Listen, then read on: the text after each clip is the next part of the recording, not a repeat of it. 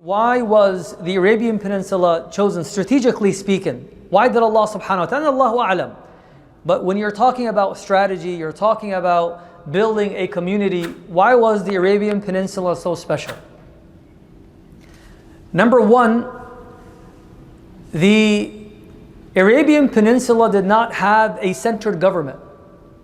There were different tribes, broken into tribes, different villages. So they did not have one central authority that he sallallahu alaihi wasallam somehow had to seek permission when teaching Islam. So they did not have a central government, nothing. There were a bunch of tribal leaders.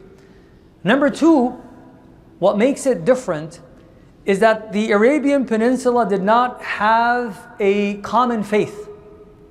They did not have a faith or a religion that dominated the Arabian Peninsula. And so you had people that worshipped the stars, you had people that worshipped different idols. Even when worshipping idols, there were different idols for different tribes. So people did not have that sense of loyalty. There was not a religion that dominated the Arabian Peninsula where people felt threatened by the Prophet ﷺ coming and calling people to Islam. So the tribes already were all disunited, worshipping their own idols. So it was easier for the Prophet ﷺ to also call people to Allah. Also, the third wisdom is the tribal structure that existed in the Arabian Peninsula. It's easier to give da'wah when you have support even by the people that don't like you. They don't support you. The Shi'b of Abi Talib, which is the camp of Abu Talib, where the family of Banu Hashim were all kicked out from Mecca and had to pay the price for that, supported the Prophet ﷺ blindly because the Prophet ﷺ is from Banu Hashim. That's it. So most of the people that were in the Shi'b, a lot of them were non-Muslims, but had this tribal alliance with Rasulullah ﷺ that how can we give up Muhammad? What will people say about us? So they embraced the Prophet ﷺ and they all suffered for 3 years.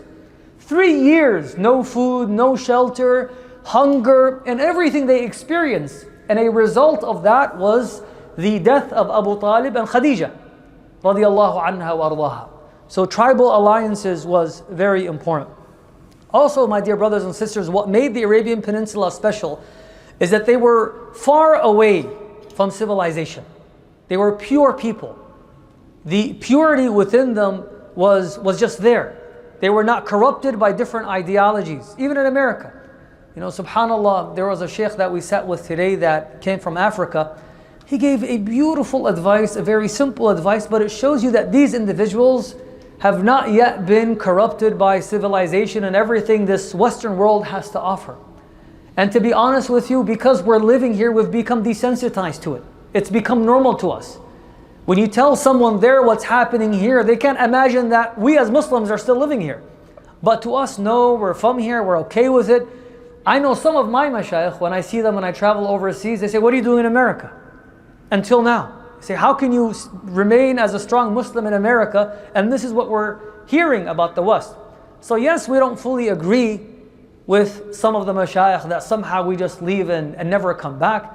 But also we have to pay attention and we shouldn't normalize what's happening. Because if we normalize what's happening, then our children normalize what's happening, and somehow we just continue, communities continue to experience more challenges. So the Arabs were pure in that sense, that their ideas, their thoughts, were not corrupted, and they also did not experience any civilization that would rip them off this sense of purity and innocence. Another point, my dear brothers and sisters, why the Arabian Peninsula? Because it's the center of the world. So strategically speaking, it's the middle of everything. So the Prophet ﷺ was given that location. And the last point, my dear brothers and sisters, is that Mecca was special.